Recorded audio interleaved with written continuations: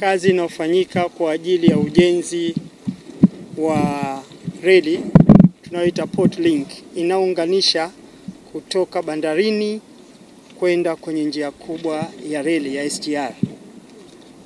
Kipande hichi ni muhimu sana kwa sababu ndio kipande kitachotoa mizigo, makontena kutoka bandarini kuelekea kwenye reli kuu, njia kuu ya reli na kuelekea mpaka Dodoma.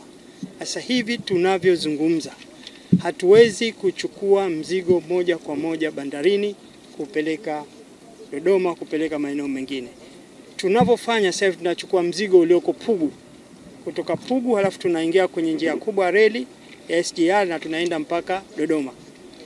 Lakini kipande hichi kilichobakia ambao ni kutoka kule karibu kilomita 2.5, sasa tunaenda kukimaliza. Kama mnavyoona, eneo lile kule tayari tumeshaika waya za umeme, iko tayari.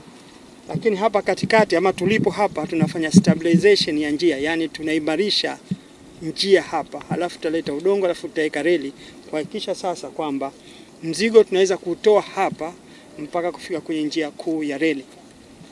Kutoka ndani bandarini SGR itafika hapa kwanza. Kwa awamu ya kwanza itafika pale.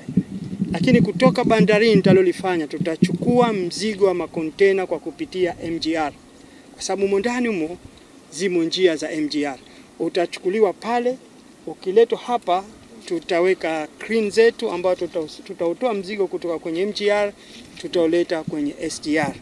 Na hapa utasafiri kwenda zake kwenye njia kuu mpaka Dodoma.